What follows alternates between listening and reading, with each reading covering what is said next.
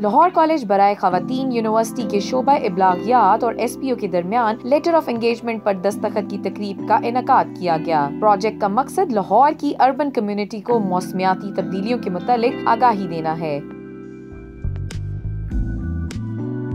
Dean faculty of social sciences and arts professor doctor Mohammad Afzal ने खसूसी, जबकि regional head SPO Punjab Shahnawaz Khan, incharge शोबा इब्लागियात डॉक्टर फाइजा लतीफ, फैकल्टी मेंबरान Shabana Asghar, doctor Zaeem Yasin, Naveed Iqbal, Durre Azam, doctor Sameera Batool, Arsha Mir, Arwa Iftikhar, doctor Shahla Jabeen, doctor Sairish Mushtaq, Adil Aziz और उमर नजीर ने शिरकत की।